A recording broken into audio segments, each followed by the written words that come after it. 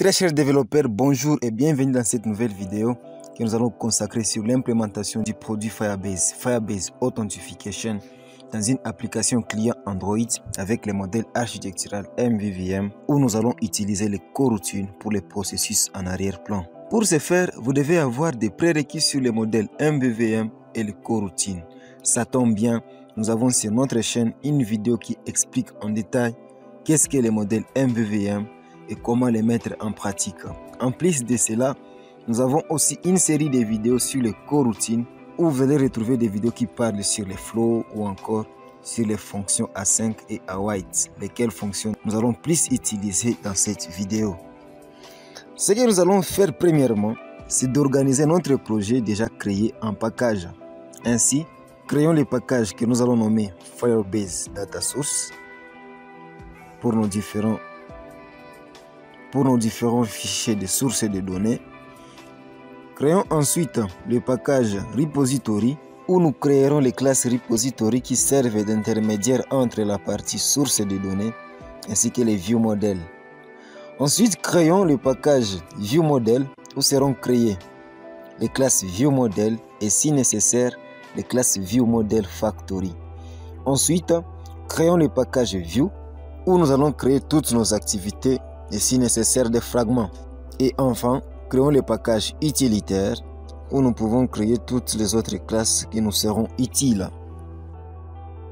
Maintenant, remarquez, dans le modèle MVVM, les couches supérieures observent les données aux couches inférieures. Ainsi donc, vous verrez que les views observent les données sur les viewModel, les viewModel observent les données sur le repository et le repository à son tour observe les données sur la source de données qui est Firebase.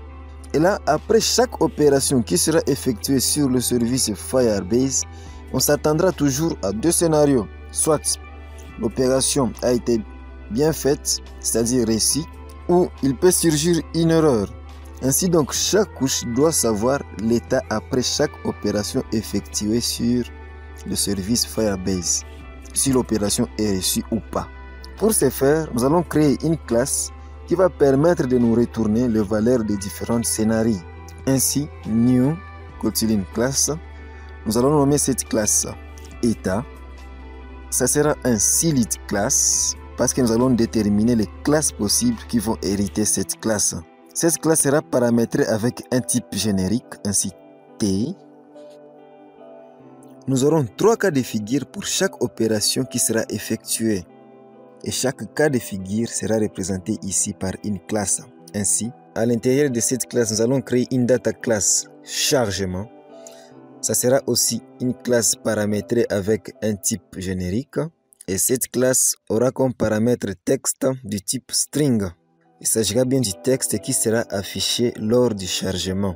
Évidemment, la classe doit hériter de la classe état. Bien.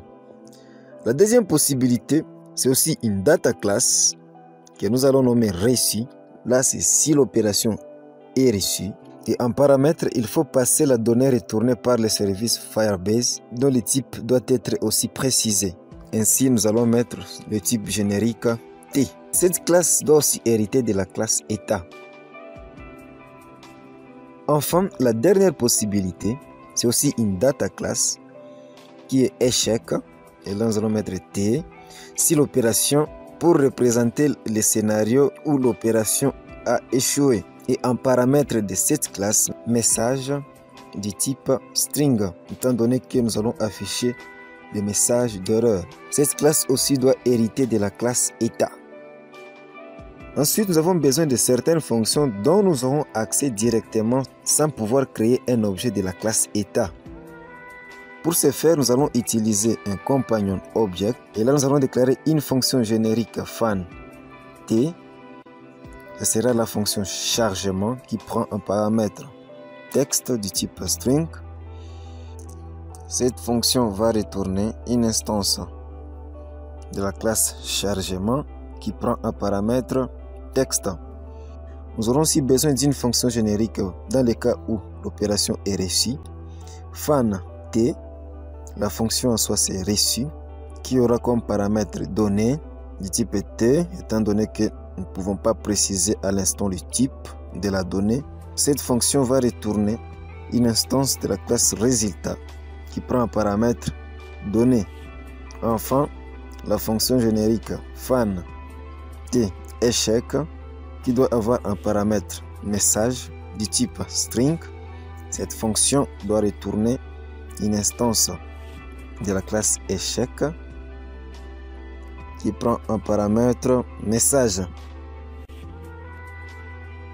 Bien, dans le package Firebase Data Source, créons un objet new Kotlin file et le nom de l'objet que nous souhaitons créer sera Firebase of Source.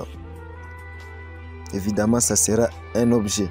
Bien, dans cette classe, nous aurons besoin d'une instance Firebase of, ainsi private val Firebase of égale à l'objet Firebase, à sa propriété of qui retourne cette instance. Ensuite, créons la fonction fan connexion qui doit avoir un paramètre l'email du type string, aussi le mot de passe, aussi du type string. Cette fonction va retourner un flow qui est un type de données supporté par les coroutines qui permet d'envoyer plusieurs valeurs de même type lors de l'exécution d'une tâche asynchrone par la fonction emit. Ainsi, la toute première valeur qu'on va envoyer, c'est emit, ça sera état.chargement. La valeur en soi, ça sera du type string. Et là, nous allons définir le texte à chargement en cours. Après, déclarons la variable val résultat connexion où nous allons affecter la valeur qui résulte après la connexion. Ainsi, Firebase of, la méthode qui permet de se connecter grâce à l'email, c'est sign in with email and password. Ainsi, nous allons passer email et password en paramètres. Après cela, nous devons appeler la fonction await qui retourne évidemment une valeur de type of result. La fonction await qui permet de retarder cette expression jusqu'à ce que ça finisse son exécution et retourner la valeur. Nous allons à ce niveau émettre cette valeur évidemment par la méthode emit. Dans ce cas, on suppose qu'il n'y a pas d'erreur et la valeur qu'on va envoyer, ça sera état. Et là, on appelle la fonction reçu. Reçu prend un paramètre une donnée de n'importe quel type. Pour notre cas, nous allons passer un paramètre le résultat de la connexion. Si une erreur surgit, on doit lever cette exception par la fonction catch à ce niveau. Et dans ce bloc, nous allons émettre une nouvelle valeur emit, où nous allons émettre la valeur état.échec avec comme paramètre le message d'erreur que nous allons retrouver à partir de it.message. Enfin, il faut préciser dans quel contexte s'exécutera les coroutines par la méthode flowOn. Pour notre cas, notre coroutine va s'exécuter dans le contexte dispatcher.io. Ensuite, créons la méthode pour inscrire un nouveau utilisateur. Fan inscription et un paramètre. Nous aurons besoin de l'email qui sera du type string, du mot de passe qui sera du type string. La fonction retourne aussi un flow et la toute première valeur que nous allons émettre, ça sera emit état.chargement. La valeur que nous allons passer à paramètre sera du type string. Et la valeur en question, c'est inscription en cours. Ensuite, créons la variable val résultat inscription où nous allons affecter la valeur nous retournée par cette expression. Firebase of, et nous allons appeler la méthode create user with email and password. La méthode en soi qui nous permet de créer un utilisateur. Et en paramètre, nous allons passer l'email ainsi que les mots de passe. Puis, il faut appeler la fonction await.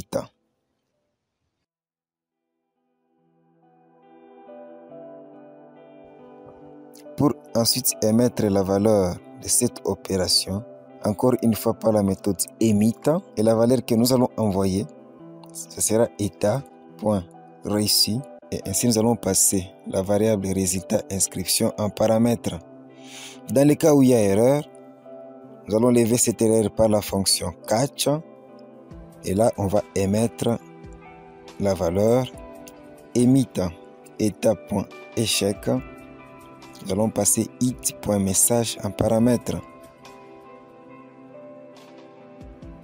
Et pour terminer, cette coroutine sera exécutée dans le contexte .flowOn dispatcher.io.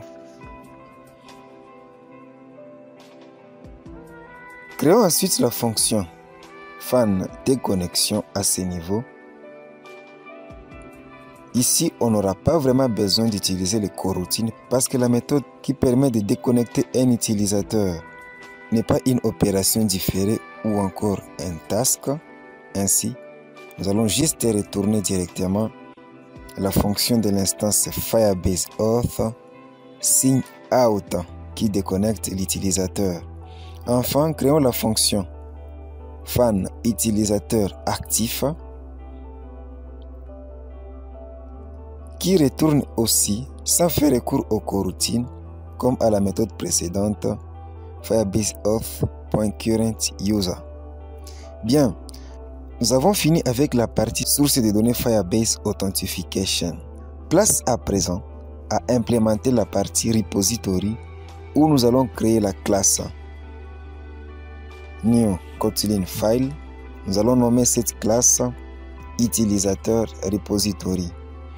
Dans celle-ci, nous allons créer la méthode fan connexion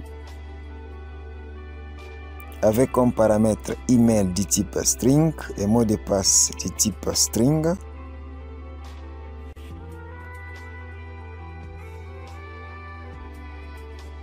Qui va retourner la valeur de la fonction de l'objet Firebase Auth Source connexion qui prend en paramètre l'email ainsi que le mot de passe. Ensuite, la fonction inscription qui à son tour a deux paramètres, email de type string, mot de passe de type string aussi. Cette fonction va retourner la fonction de l'objet Firebase Auth Source inscription qui prend en paramètre l'email ainsi que le mot de passe. Puis la fonction fan déconnexion qui retourne aussi la méthode de l'objet Firebase Auth déconnexion. Enfin, la fonction fan utilisateur courant qui retourne la valeur de la fonction de l'objet Firebase Auth Source utilisateur courant. Créons ensuite la classe ViewModel dont le package ViewModel, ça sera utilisateur ViewModel.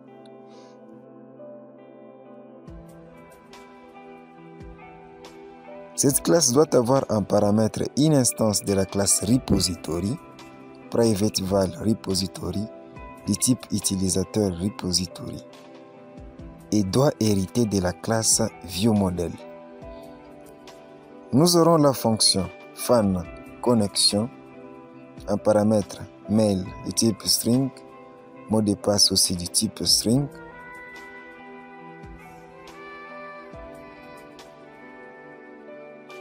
Cette fonction retourne aussi la fonction du repository connexion qui prend en paramètre l'email ainsi que le mot de passe. Ensuite, la fonction fan inscription en paramètre aussi email du type string, mot de passe aussi du type string.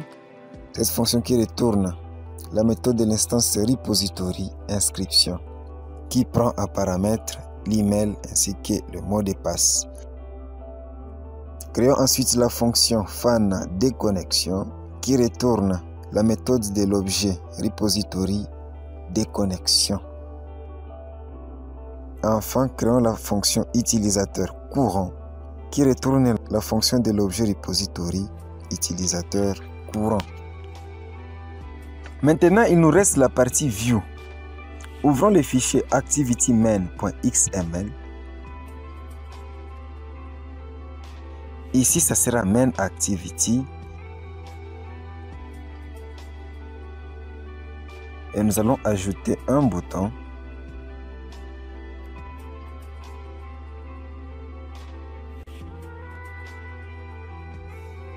Le texte sera déconnexion. Et lead sera bouton déconnexion.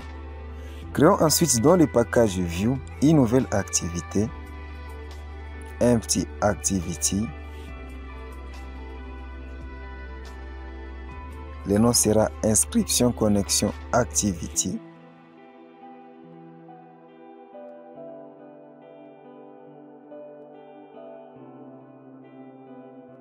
Cliquez sur Finish. Ouvrons son fichier Layout. Nous allons ajouter des edits textes.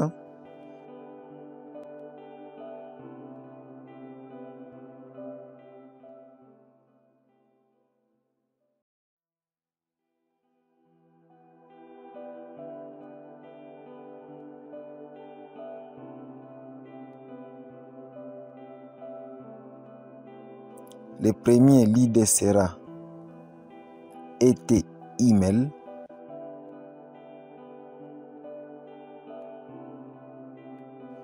Et pour le second lead sera été mot de passe. Nous allons ajouter un bouton.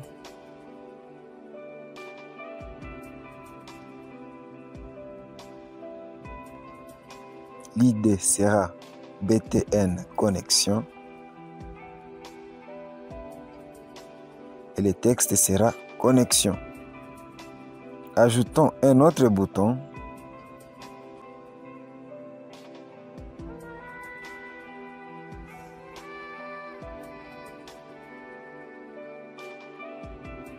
Dont l'idée sera BTN inscription.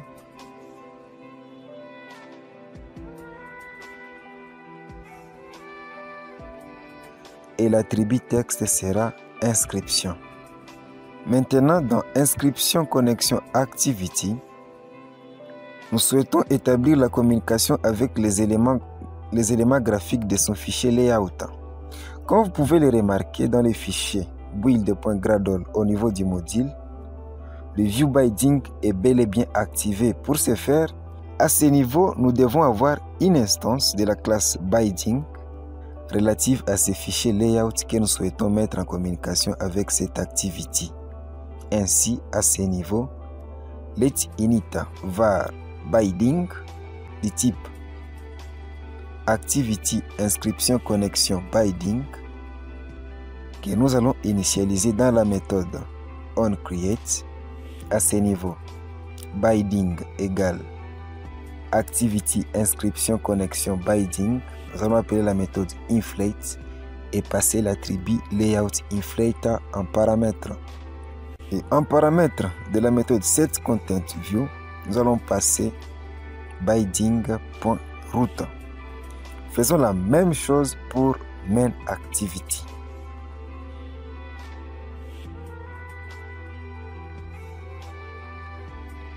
Let init var binding du type activity main binding et à ce niveau initialisons cette variable par binding égale activity main binding point inflate et nous allons encore une fois passer la propriété layout inflate en paramètre. Ici aussi nous devons passer binding.route en paramètre.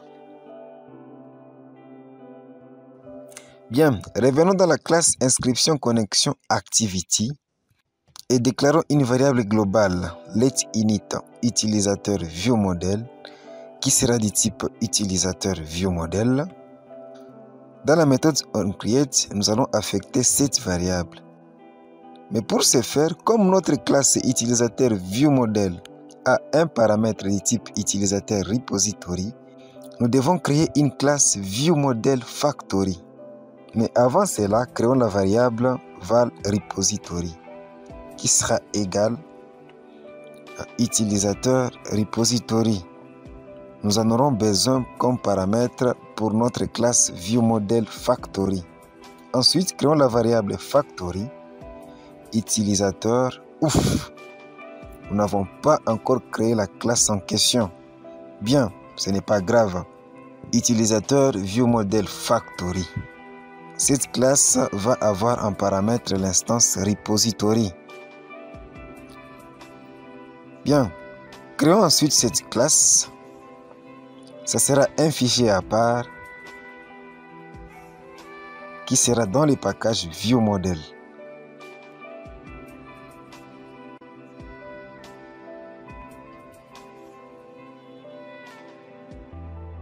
Là, nous devons importer cette classe.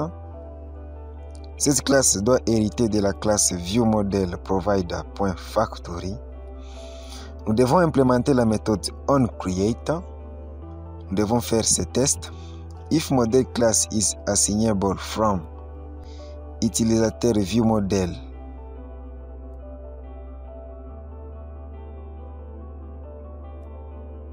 return utilisateur ViewModel et on passe repository en paramètres. Comme vous pouvez le voir, on n'a pas accès à ces paramètres. Pour ce faire, nous devons ajouter à la déclaration de ces paramètres private val. Et là, on va caster ceci en type générique T. Et à ce niveau, nous devons lever une exception par throw illegal argument exception. Et là, nous allons passer en paramètre le message. Le message d'erreur, ça sera la classe ViewModel n'est pas reconnue. Revenons dans inscription connexion activity. Comme vous pouvez voir, l'erreur a disparu. Maintenant, nous pouvons initialiser notre variable utilisateur ViewModel. Ainsi, utilisateur ViewModel égale ViewModelProvider. Là, nous allons mettre 10. Et en deuxième paramètre, nous allons placer notre factory. Et après, nous allons appeler la méthode get pour mettre en paramètre la classe utilisateur ViewModel. Bien, créons ensuite une fonction suspend fan connexion avec comme paramètre email de type string, mot de passe de type string. Suspend parce que nous allons utiliser la fonction suspend collect pour implémenter la partie consommateur du flow. Ainsi, viewMod of c'est utilisateur ViewModel. Nous allons appeler la méthode de connexion et placer email et mot de passe en paramètre. Puis à cela, nous allons appeler la méthode collect et la valeur retournée est du type état. Et là, nous allons observer les différents états par la structure conditionnelle sélective when. Ainsi, when it is état.chargement. Si état est chargement, qu'est-ce qu'il faut faire? Nous allons afficher un toast. Toast.makeText 10 inscription connexion activity.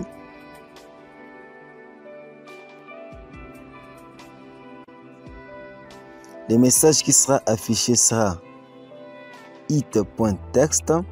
La valeur que le flow émet lorsqu'on exécute cette fonction, ça sera ce texte ici. Nous voulons que ça soit connexion en cours. Puis ici, puis à ce niveau, nous allons mettre toast.lengthShot. Et après cela, nous allons appeler la méthode show.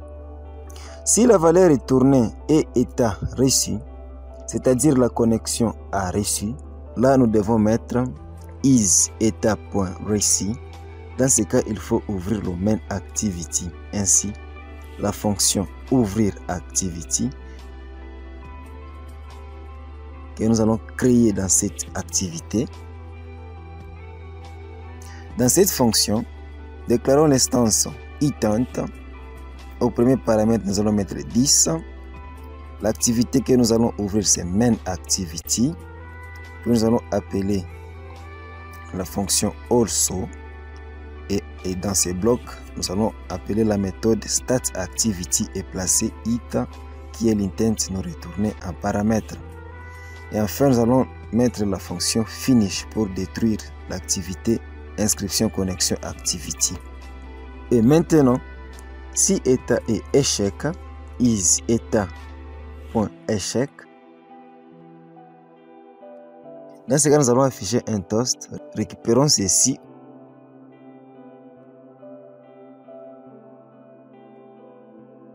Au lieu de ces tests, nous allons afficher la propriété message qui est une valeur qui sera envoyée par les flots une fois l'erreur est levée. Pour l'inscription, nous allons juste copier les mêmes bouts de code et les coller tout juste ici. À la place de connexion, nous allons mettre inscription. La fonction que nous allons appeler au viewModel sera inscription, qui prend les mêmes paramètres. Pour le reste, on peut laisser tel quel. Place maintenant à implémenter les événements sur clic pour nos deux boutons. Ainsi, binding.btn connexion.set on click list now. Dans ce bloc, nous allons déclarer la variable val main. Puis, dans cette variable, on va affecter la valeur que l'utilisateur va saisir, que nous allons récupérer par binding.html.text et nous allons convertir ceci en string. Même chose pour le mot de passe, nous allons créer la variable val mot de passe. Nous allons affecter binding.htmoddepasse.text to string. Maintenant, if text utile is empty, en paramètre nous mettons le mail, ou text utile is empty, en paramètre nous mettons le mot de passe. Si l'email ou encore le mot de passe, l'un ou l'autre, est vide, dans ce cas, nous devons afficher les toasts. Toast make text, premier paramètre 10, arrobase, inscription connexion activity, pour préciser le contexte.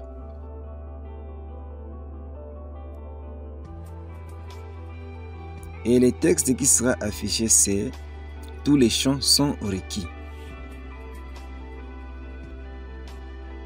Et en troisième paramètre, nous allons mettre toast.length short. Et à la fin, nous devons appeler la méthode show pour afficher le toast.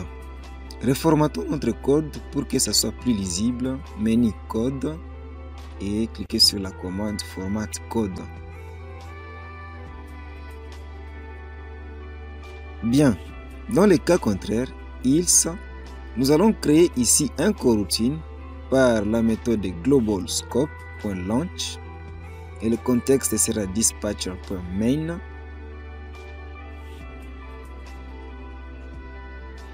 Et dans ce coroutine, nous allons appeler la fonction suspend connexion où nous allons passer à paramètre l'email ainsi que le mot de passe.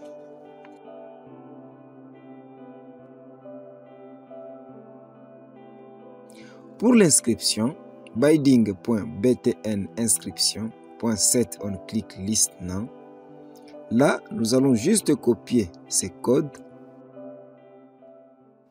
Nous allons juste copier ces codes à ce niveau et au lieu et place de la fonction connexion, nous allons mettre inscription. Allons dans le fichier manifeste.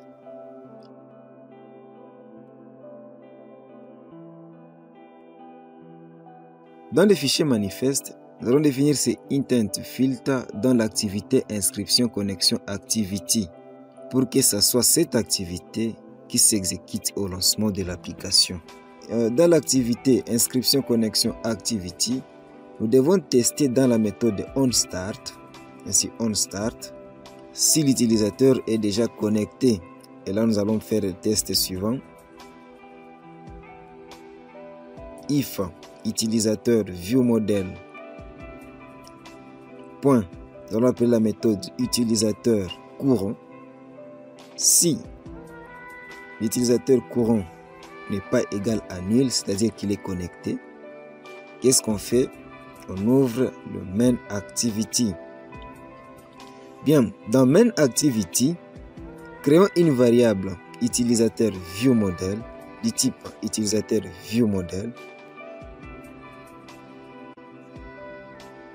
Pour l'initialiser, nous devons savoir une instance de la classe utilisateur repository, val repository égale utilisateur repository, qui va nous servir de paramètre lors de l'instanciation de l'objet val factory, qui est égal à utilisateur viewModel factory. C'est maintenant là qu'on va passer le repository en paramètre. Alors, utilisateur viewModel égale viewModel provider.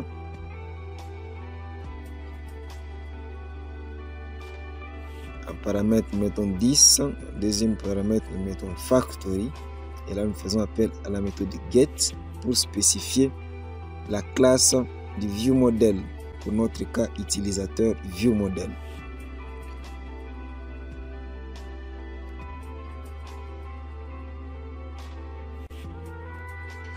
Lorsque l'utilisateur clique sur le bouton déconnexion, binding.btn déconnexion.set on click list now,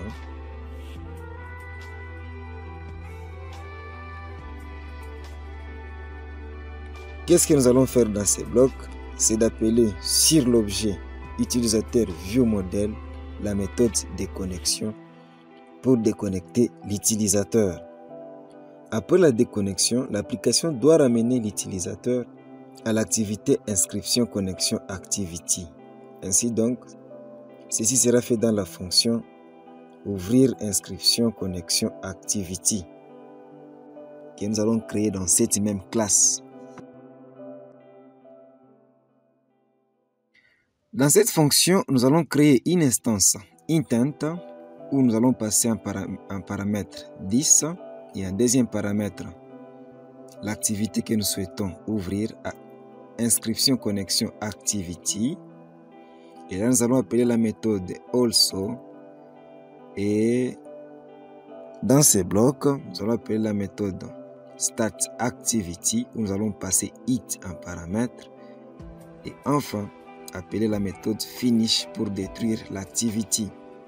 Bien, nous pouvons maintenant exécuter pour voir si tout marche parfaitement.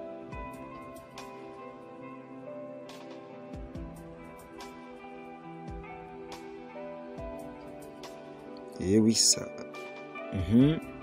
drcmind@gmail.com.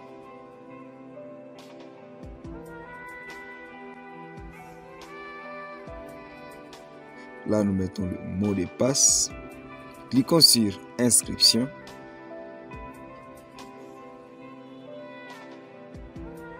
Et oui, l'inscription réussit et nous nous dirigeons directement dans le main activity. Essayons de fermer l'application pour lancer de nouveaux.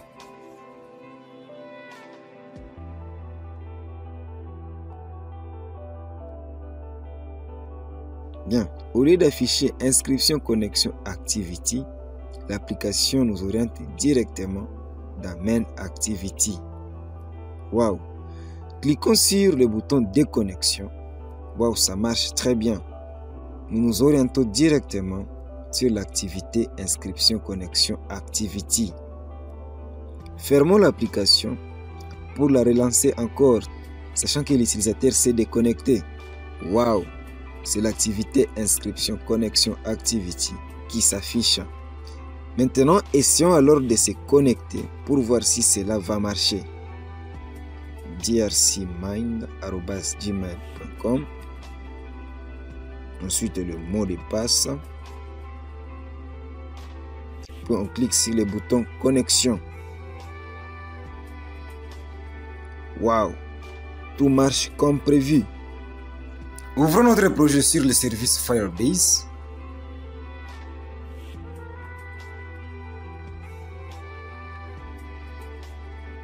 Cliquez sur Authentification.